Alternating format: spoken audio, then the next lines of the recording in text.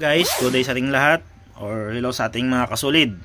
So meron na naman ako dito ipapakita sa inyo na gamit ang ating MSC 100 Pro X. So nakaraan pinakita ko sa inyo yung Honda Click 160 kung paano magpasok ng K-code sa kanyang receiver. Ngayon may pinadala sa atin dito na Yamaha naman. Ito ay Aerox, siguro ito na Doxo or yung S.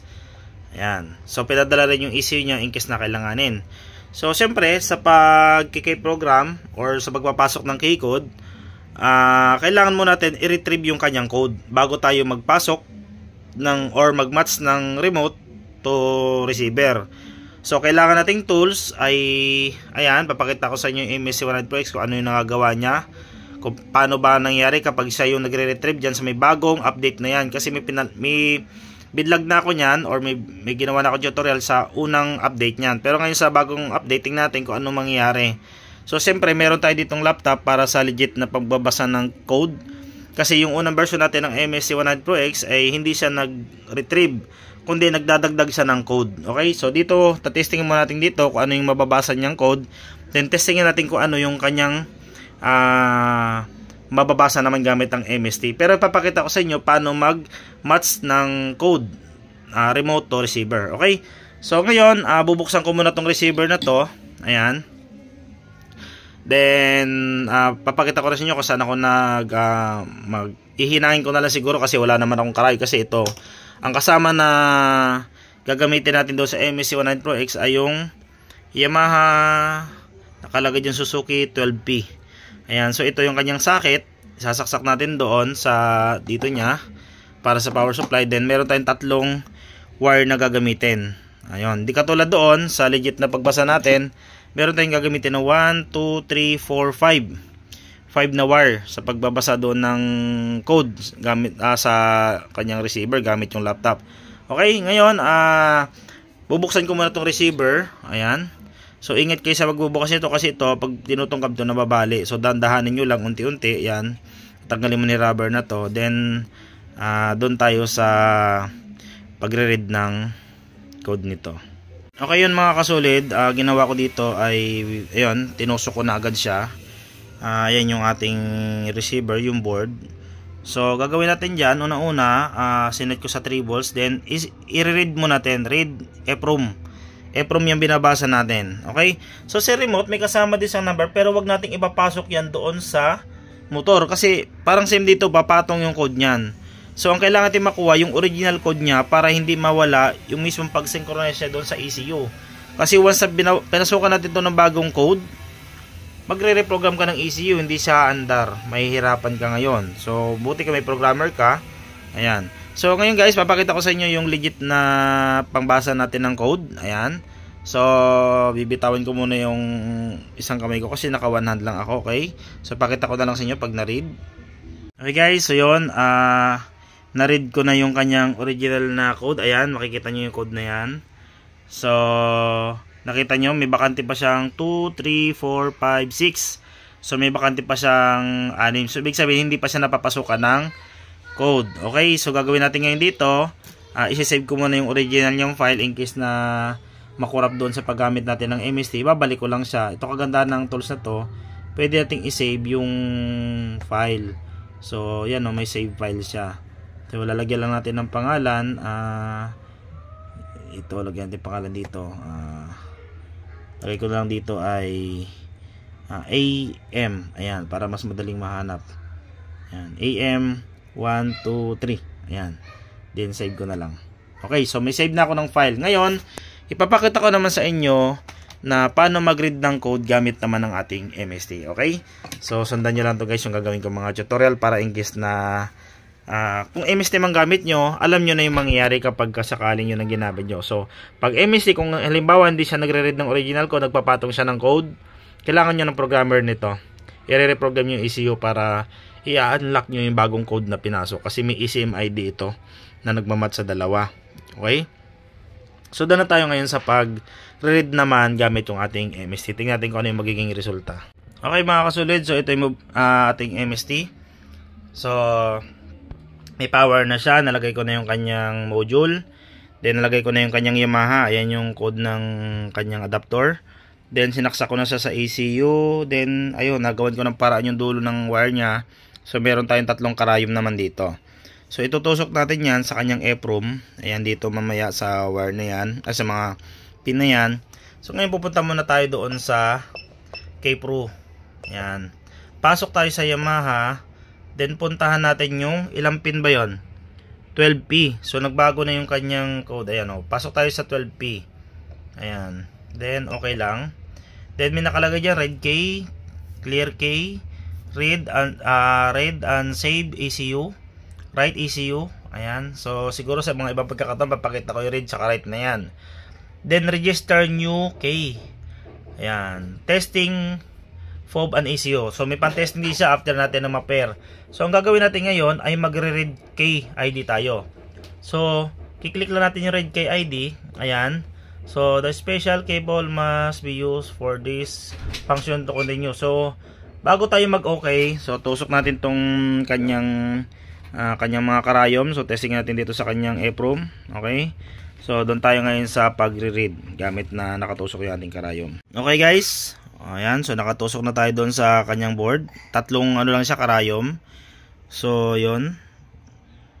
About naman sa pinout nito, sa mga nakabili sa amin, message lang kayo, bibigyan namin sa inyo pinout na yan. Okay? So, ngayon i-click natin yung okay. So, bibitawin ko ulit ang camera. So, ngayon guys, naklik ko yung okay. So, yan yung lumabas na kanyang KID. 322423. Oh, so kumpara nyo doon sa original niyang nabasa natin. Okay? So tingnan nyo guys yung nababasa ng MSC at nababasa ng legit na tools. Okay, so mangyari dito, kapag yan ang tinuloy natin, so nagpasok siya ng bagong code dito, i-read ulit natin doon. Tingnan natin kung ano nangyari doon, kung papatong ba siya dito.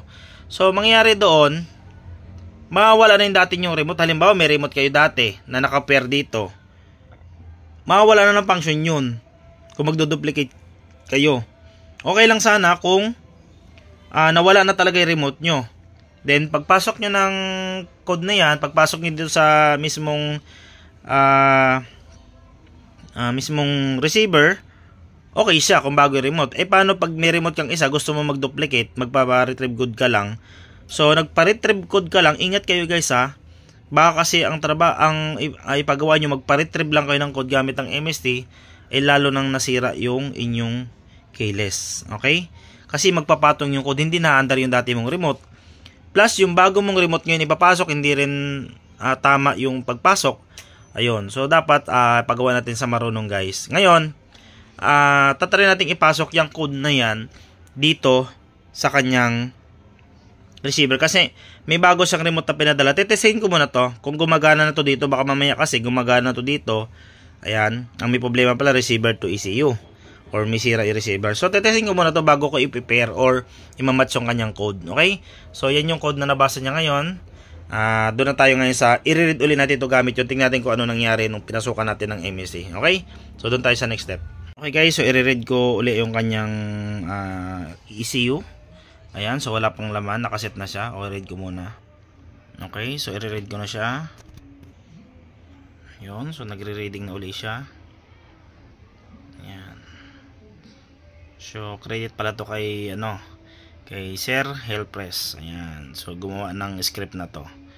So, reading EPROM, okay lang natin yan. Tignan natin yung laman. So, yun guys, ang nangyari sa pag-read ko. Ayan siya. Nakalagay naman dito ay reading success. Device, verifying success. Pero walang lumabas na information. So, nawala na siya guys. Naging blanco na. So, ang mangyayari dito, ayan. So, papasukan ko siya ng bagong program o try ko pa siyang i-retrieve muna kung anong kasi nawala na siya sa screen, no. Naka-complete naman siya, okay? So, try ko muna siyang palabasin do screen kung anong nangyari. Okay guys, so yun, talagang lang siya, nag-reading EPROM lang siya. Wala nang lumalabas na information. Pero pakita ko sa inyo guys na lang yung ipapasok ko na lang yung original yung program. Yung sinave ko kayo na ipapasok ko muna dito. Ganun pala siya sa bagong update ng MSC. Nawawala na yung kanyang update kapag pinasukan mo ng bagong code. Wala na siyang information. So yung gagana na lang dito yung code na pinasok natin. Okay?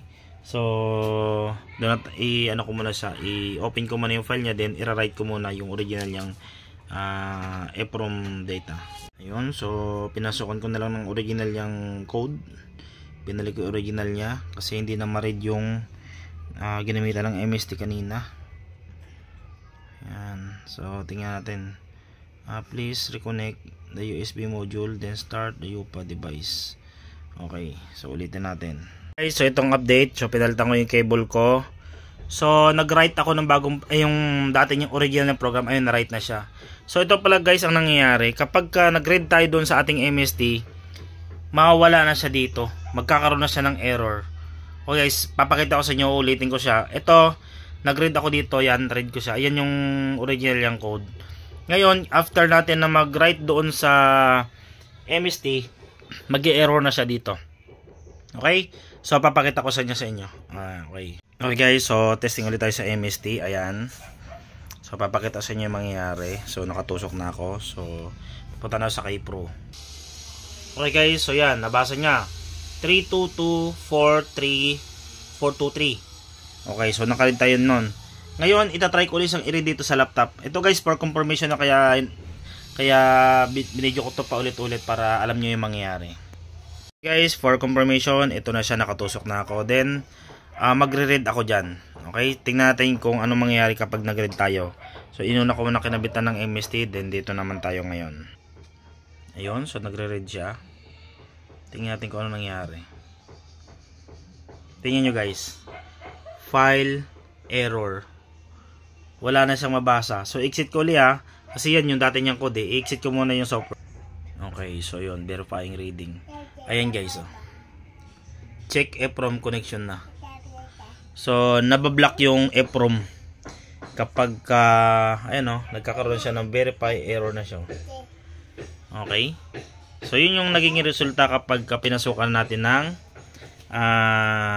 MST. So, error. Pero ito guys, papakita ko rin sa inyo yung na-read natin doon sa MST. Ay, sana ba yun? Sorry, nawala. Ito pala. Yung na-read natin sa MST, ito. Yung code na yon, ipapasok natin ngayon gamit naman ng MST. Okay, ipapasok natin dito sa kanyang programming. Okay, so ngayon, hindi ko muna ibabalik yung original niyang program. Doon muna tayo sa pagpapasok ng K-code. Yung na-read natin ng MST. Okay? Okay guys, so ito ulit. Ni-read ko ulit siya. Nakalimutan ko yung code eh. 322423. Okay ha? Tingnan mo, pag MST ang nagpasok, MST lang din makakabasa. Pag ito nagpasok, pag niread dito, hindi na siya ma-read. Ganyan na lumalabas oh. Okay, so pasok natin ngayon ng 322432 gamit ang ating MST. Okay, so doon naman tayo sa pagpapasok ng code. 322423. So, exit muna natin. Then, punta tayo sa register KID. Okay. Okay natin. Okay lang. Turn on the remote key, press and hold. Okay. So, ang remote ngayon, i-open muna natin. Okay. Pasensya na kayo guys. Op. Namatay pa yung power natin. So, turn on muna natin to. Ayan, yung mabilis na blink. Yung mabagal kasi, yan yung off. Yung mabilis na blink, ayan yung on. So, on lang natin yan. Okay. Then, punta tayo sa key programming. Ayan. Ay, nagdulos talaga yung power ko Ayan. Sorry guys. Ayan, okay. Yamaha. Pasok tayo ng K. Ayan. So, turn on. Ngayon, ipasok natin yung 3 F1 322 4 2 3. Okay. Then, okay lang natin. Ayun. So, okay, matching na siya ngayon.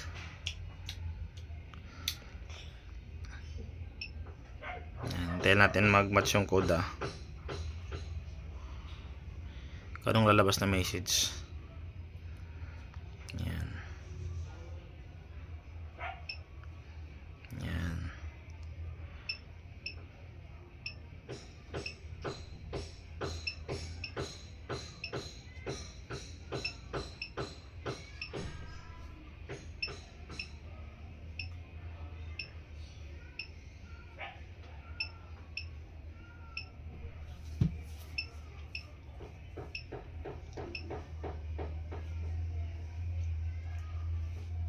key ID is being entered 6. Hintayin natin, wait lang natin. Ayan, observe the LED. Ayun, umilaw yung remote. Then, press the key button of the LED constantly. Ipipress ko muna yung remote. Wait lang. Okay, so pag hindi tayo umabot, lalabas sa kanya key registration field.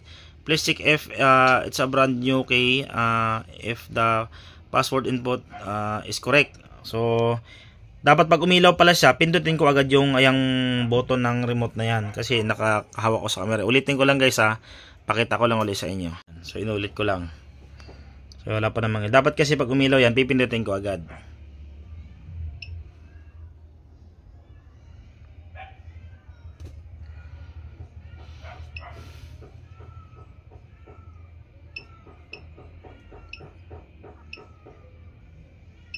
So pag nag 5 yan, bibitawan ko na yung camera ko guys. Wala kasi tagahawak eh.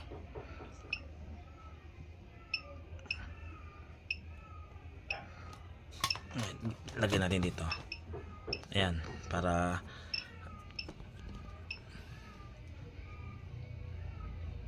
yung pag umilaw yung remote, pipindutin ko siya.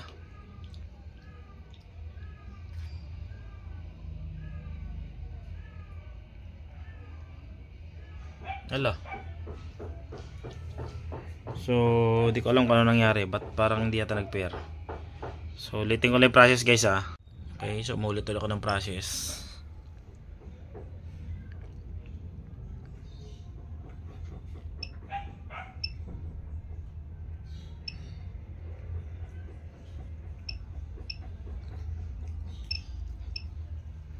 Dapat kasi ito mabilis lang.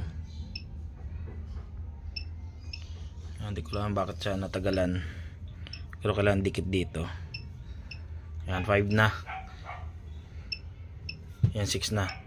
So pag umilaw to dapat magmamatch na siya.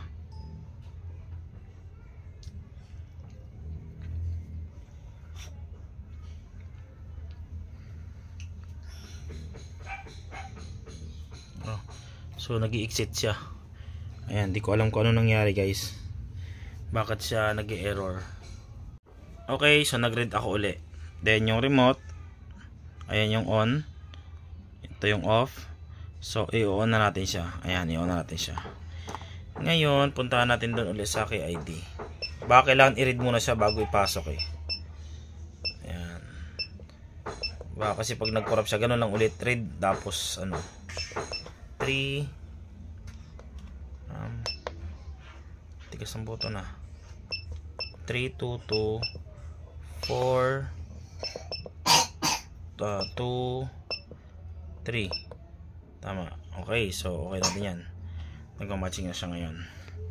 So hintayin natin umilaw tong remote. Yan. So yun pa lang siya, nagma-matching pa lang siya. Ko lang alam ba't ganito katagal sa Yamaha paggamit yung MST. Ayan, nagwa na siya. Okay, so number 2. Ayan. Number 4. Number 5. Number 6. Ayan. So number 6 na. So, tingnan din kung iilaw yung remote.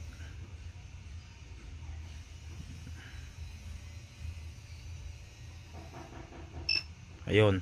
Then, click natin yung remote. Ayun. Okay. So, nag-press ako ng kinabuto ng remote. Then, hintayin natin yung message na lalabas. Ayun. Key registration complete.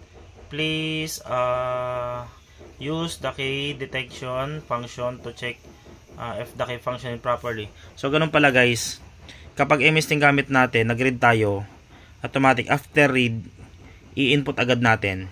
Tapos pag nag-corrupt, pag nag-field, like sa nakita nyo kanina, read lang uli.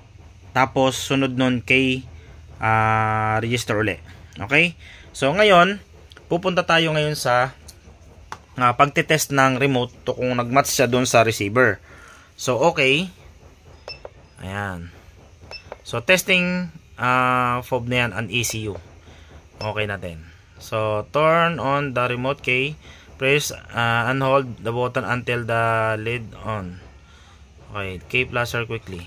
Okay. So, okay natin yan. Ayan. Ayan siya. Okay, and vehicle matching normal. So, nakalagay dyan, ibig sabihin, okay na siya. Pag kasi hindi siya match, lalagay dyan ay hindi normal o not normal, ganun siya. Okay, so okay na siya. Match na siya. Ayan. So wala lang siyang tunog na narinig. Ayan. Papakita ko sa isang tools ko kung match silang dalawa. Pero maganda siguro ito, gamitin ko yung original na lang na code. Okay? So subukan ko naman na ilagay yung original na code. Ipoprogram ko muna dito, then i-match ko sa dito. Okay? So, tetesting ko man ito kung gumagana talaga ito kasi wala siyang tunog na narinig doon eh. Okay? Okay, so ito yung pan-testing ko para malaman ko kung ang remote ay nag-match. Doon kasi sa MST hindi siya tumutunog. Messages lang yung mababasa nyo doon. Tingnan natin kung nag-match na siya. So, lagyan ko ng power. So, on ko muna yung key. Ayun, so milaw na yung susi. And then, remote natin. Ayun. So, gumagana siya guys. Okay, so ganun na siya mag-encode. Medyo matagalan yung tutorial na ginawa ko kasi gawa ng tinotroubleshoot natin siya. Okay, so nakita nyo naman na gumana yung ating MST. Ayan o. Okay, good. Good siya. Kahit malayo. So, okay na to sa una nating step. Pero, ang ilalagay ko dito siguro, yung original guys. Binalik ko na yung original yung program. Ayan yung narin natin yung una-una. 225538. Ngayon, yan naman ipapasok natin code dito sa ating ECU. Okay? So, doon na tayo sa pagpapasok gamit yung ating MST. Okay guys, doon na tayo sa pag-i-input ng kanyang code. So, ito, ilong press natin. Ayan, yung mabilis na yun, naka-on na siya. So, ididikit lang natin sa kanyang receiver. Ayan. Then, itatype natin doon yung code. Ayan, same pa rin sa kanyang ginawa natin kanina. Okay lang. Teka lang. Hindi malikot eh. Then, okay. Okay lang. Then, ipasok natin yung kanyang... Uy, namatay.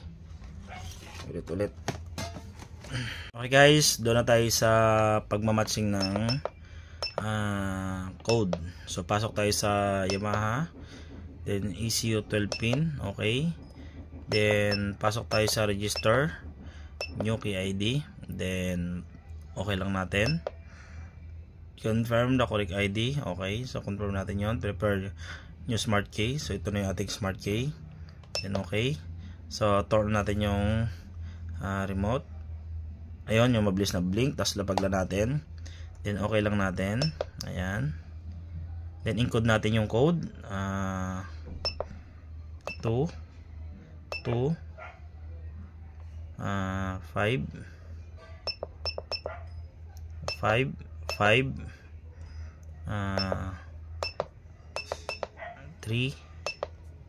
8. Yan yung original code niya.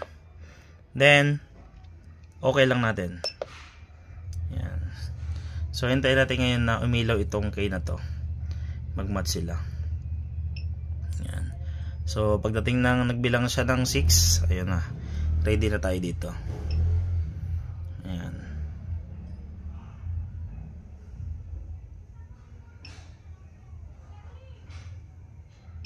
So, pag-aral nyo maigi guys yung tutorial na nilabas ko na to. Ito kasi, wala talaga tong script guys. Kasi, ito ay first time ko rin humawak ng Yamaha na yung bagong update. Din gamit yung ating receiver. At yung ating bagong adapter. Ayan. Yung ating smart programmer na yan. Ayan, so 6 na. Hintayin tayo umilaw to. Ayan. Pag ilaw, ito pindutin lang natin itong button ng remote.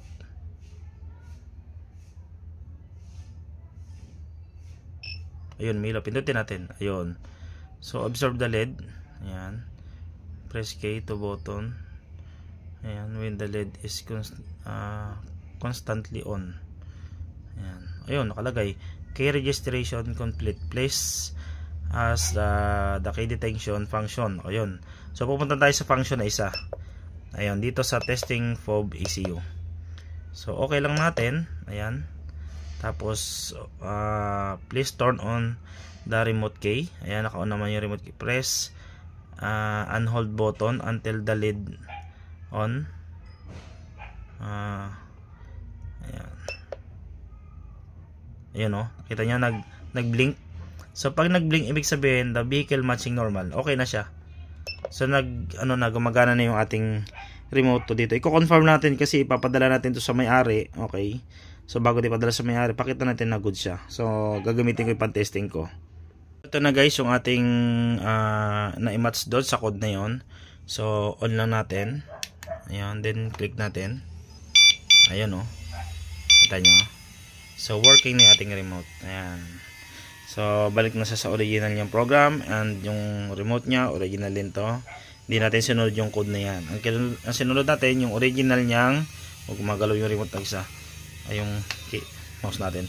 So yun yung code na pinasok natin. Okay, ayan o, kahit malayo. So all goods na to guys. Ibabalik na natin to sa may-ari. Okay, so bye bye. Solid ang dahilan sa likod ng pagtuturo ni Aaron Mekaniko. Mga ideyang pinagsama-sama para ipamahagi sa mga mekaniko.